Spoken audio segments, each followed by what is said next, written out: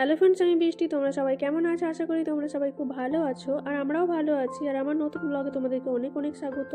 আর এই গিয়েছিলাম বেটুকে দিতে, তো তারপর বাড়ি এসেছি। বাড়ি আসার পর ও যতক্ষণ থাকে না, আমি কতগুলো কাজ করি, কত জলদি কাজ হয় সেটাই আমি তোমাদের সাথে শেয়ার করছি। তো ওকে দিয়ে আসার পর আমি একা একা কী করি সেটাই তোমাদের সাথে শেয়ার করছি। তো দেখো, ওকে দিয়ে আসার পর আমি জলদি জলদি করে আগে ভাতটা চাপাবো। ভাত ডাল তরকারি সবই হবে।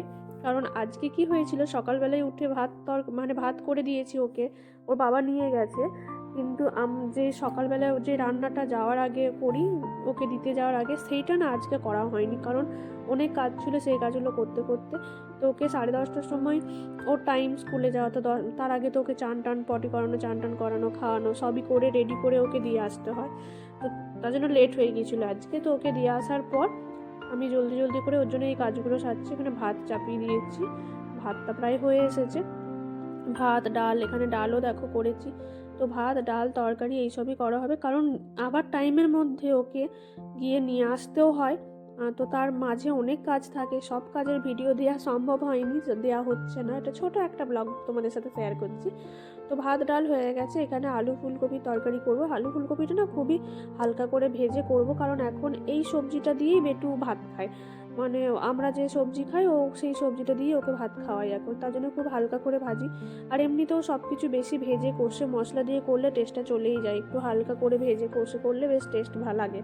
আর শীতকালে ফুলকপিগুলো তো বেশ ভালোই লাগে। তো এখানে দেখো মশলা কষানো হয়ে গেছে। তো তারপরে জলদি জলদি করে রান্না করে ওকে রেডি হব, একটু ফ্রেশ হব, দিয়ে তারপর নিয়ে আসবো।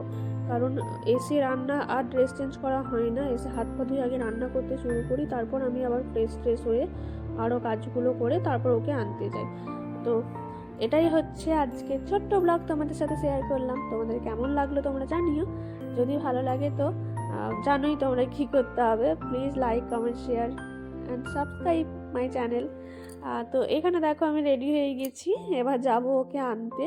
নিয়ে আসার পর তো আর ভিডিও করা সম্ভব নয়, এই ছোট্ট মতো একটা ভিডিও ওর জন্য তোমাদের সাথে শেয়ার করলাম। কারণ ওনার আসার পর থেকে না অনেক কাজ থাকে, ওকে খাওয়ানো, তারপর নিজে খায়, বাসন টাসন ধোয়ানো, ঘুম পাড়ানো। তো তার জন্য এই আজকের ভিডিওটা এখানেই। দেখা হবে আবার নতুন ভিডিওতে। আজ এখানেই শেষ করছি, টাটা।